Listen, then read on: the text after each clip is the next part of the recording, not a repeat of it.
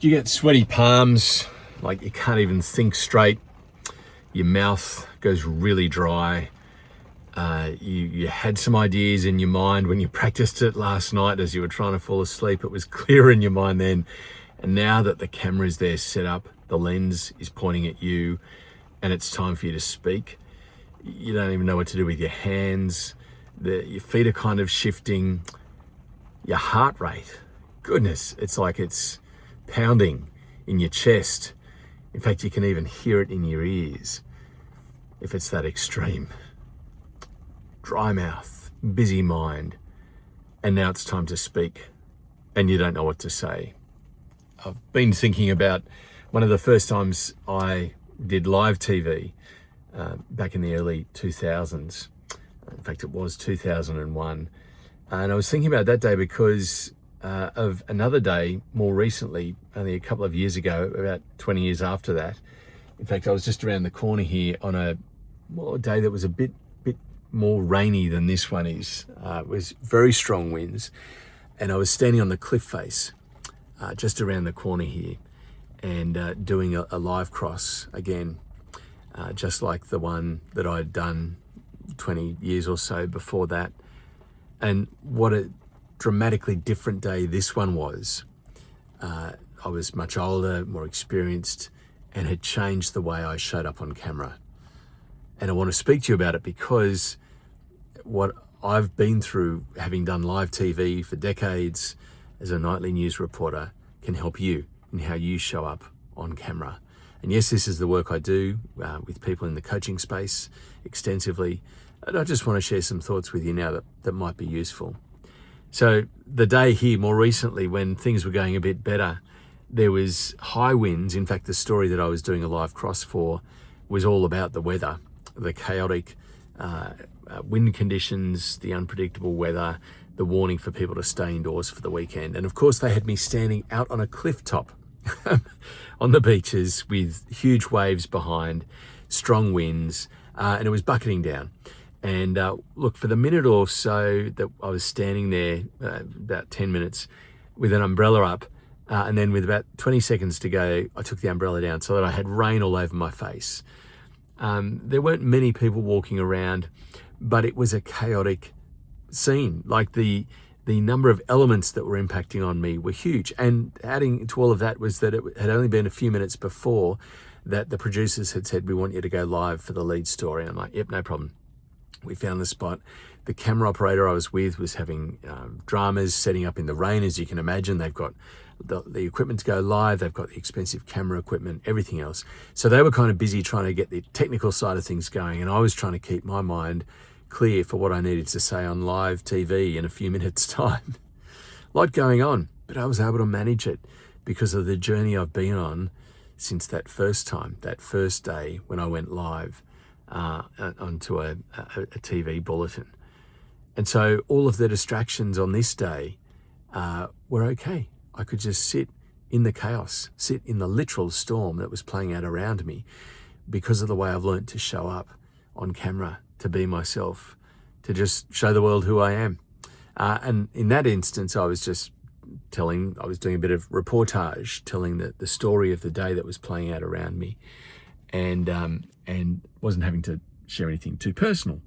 And so for you, with your personal brand now, how you show up on camera, how you share your thought leadership, it relates directly to this, because you want to be as authentic as possible. You want to not have the experiences I described at the start of this video plaguing you, bringing you undone.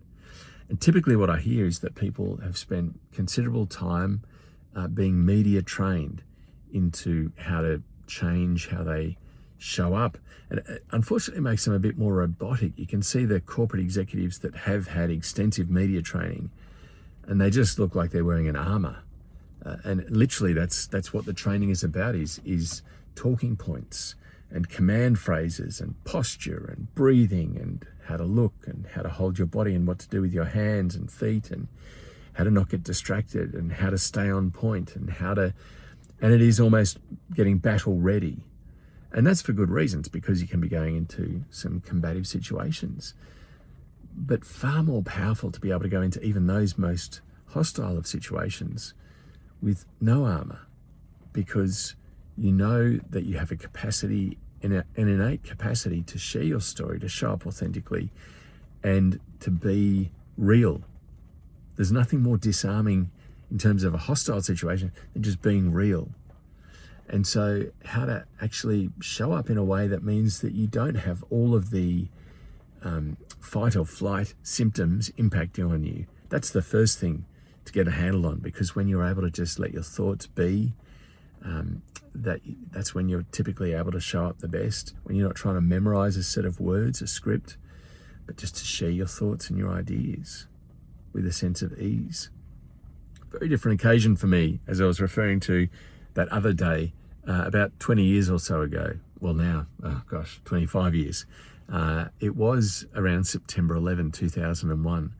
And I remember that because the other big story before September 11 actually happened was the collapse of a major airline in Australia called Ansett. And as a junior reporter, barely a year or so into my contract at Channel 10, I was asked to, quite rightly, help out the other senior reporters as they were covering the collapse of Ansett. And so I was all ready to go to Sydney Airport on the morning, just hours after news had broken of the terror attacks. And what I didn't realise, though, was that this was a deep-end moment for me, because I was going from being an assistant who wouldn't even get on air. I was just going to be sort of rushing around doing interviews and helping the senior reporters to do their job well. Suddenly, all of those senior reporters, rightly, were being dispatched to other parts of the world to cover the major terror attack. And so that meant for me, suddenly there I was at about 20 past 5, doing the major cross for this very significant local story in Australia. And that was an experience for me that I described before. I literally lost my capability to think clearly. I was so overwhelmed by all of the fight-flight responses. I don't actually know whether you would say I was in flight mode or fight mode, but there was a lot going on. And so I know what it feels like for you when you have that moment where you've got to go on camera. You may only experience some of those things I described before, and you may not experience all of them to the same level that I did at the time. But what I realized was I couldn't let those circumstances overwhelm me. I needed to be able to show up myself. Unfortunately for me, what happened for a number of years after that was I was trained with voice coaching and command, how to do all that stuff, how to own the space a bit more as a news reporter. That was what I was meant to be. And I ended up going on a journey, which you can see described in other videos here, where I ended up finding a more natural voice, not through any techniques, but by finding my purpose. So I encourage you to have a look at that video when you get a moment, how the purpose actually helped me to find my voice. Because friends, if you're going on camera and just not able to be yourself, if you're embracing techniques of media training that will help you to manage it in some way, but still you're not able to be yourself as you show up, or even more, if you're just completely unable to think straight, if you start to speak and you know that the words you're saying you're probably going to look at later, you'll hear them back, you'll watch yourself back later and go, it doesn't sound like me. I feel really uncomfortable watching this back. I feel uncomfortable speaking now. As I speak, it doesn't even sound like me. There's a real disconnect here. I'm in this absolute zone of flailing. I'm not playing to my strength here by trying to go on camera. I get it. It doesn't have to be that way. It won't always be this way. By getting some coaching in this space to help you recognize what's going on for you in those moments as you prepare to go on camera and as you go on camera, this is the sweet spot where I operate to help you shift the dial. And if you've been relying for many years on the media training techniques that can help C-suite executives to have that corporate kind of look and sound, I can show you a better way. You can still own the same words, you can still play the same game and messaging, but the way you come across can be far more human, far more real, far more authentic. And that is a better way to go. Yes, part of it is about aligning your purpose with the messaging that you're sharing. But more than that, it's about how you change the way you do preparation, the last breath before you go on. What are you thinking about? What's impacting on you? What's happening for you? There's a lot of work we can do in that space.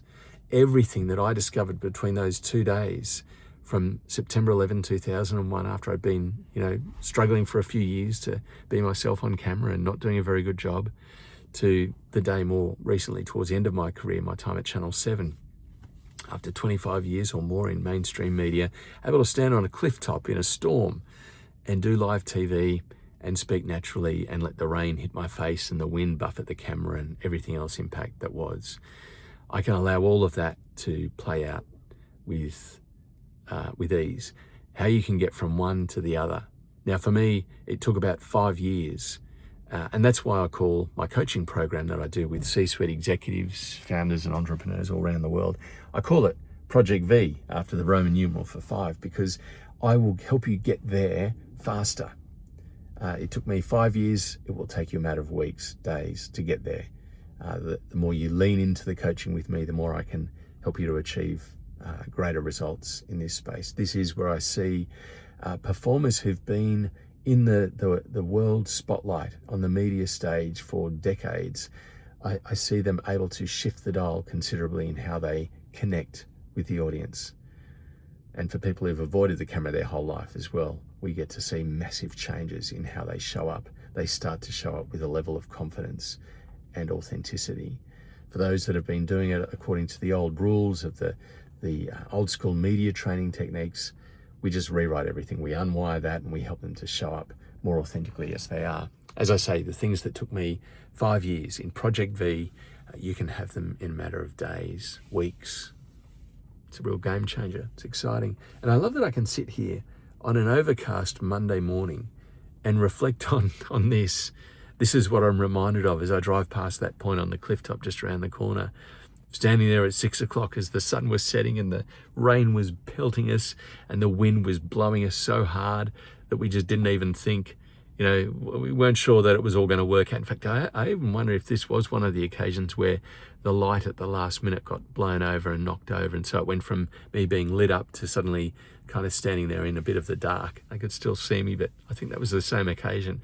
A lot of things happened in that time, but here was a situation where the environment was the story. And so what was impacting on me was actually part of it as well. Friends, don't let this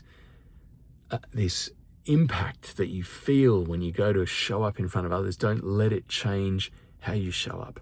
Don't let it stop you from showing up in front of others.